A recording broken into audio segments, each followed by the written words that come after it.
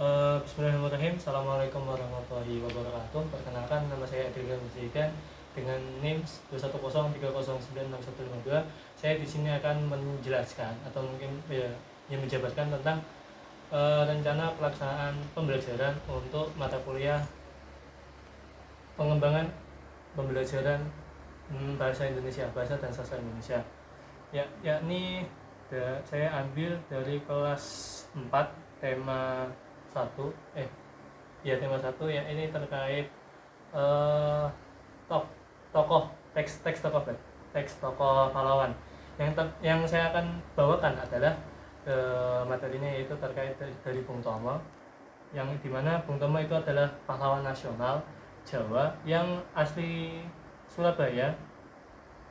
Beliau nama aslinya Sutomo, lahir di Jawa, Provinsi Jawa Timur pada tanggal 3 Oktober tahun 1920, dan luar biasanya beliau itu meninggal di Padang Arafah, Arab Saudi tanggal 7 Oktober 1981.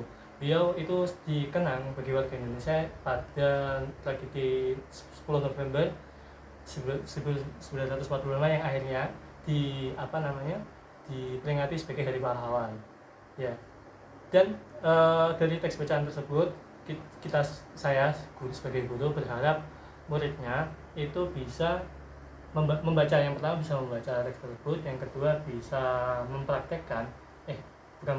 bisa mendapatkan isi-isi atau mungkin makna yang terkandung di dalam teks tersebut, seperti makna kepahlawanan Bung Tomo. Bung Tomo itu orangnya seperti apa? Nah, dari kisah 10 November kan sudah jelas bahwasanya beliau itu sangat memberani. Beliau itu sangat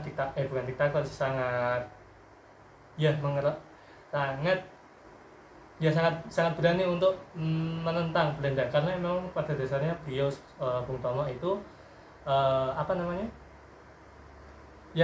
beliau merupakan mantan jurnalis yang akhirnya ketika 10 November beliau menggunakan kepiawaiannya untuk menggempur semangat, untuk meningkatkan semangat para rakyat dari Surabaya untuk melawan penjajah.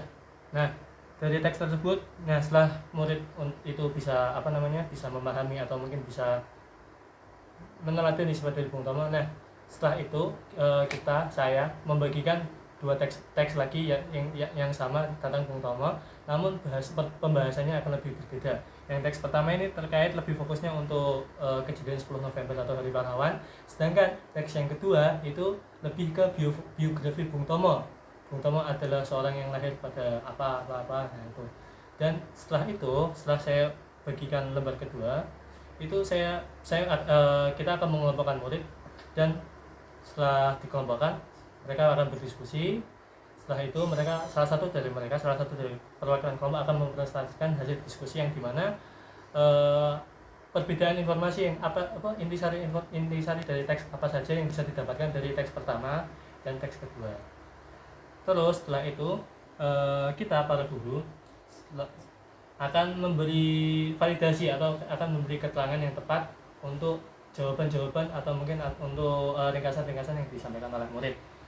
Setelah selesai, maka kita sebagai guru membuka sesi tanya jawab yang pertama. Terus yang kedua, setelah memberikan sesi tanya jawab, guru memberi kesimpulan dan selesai.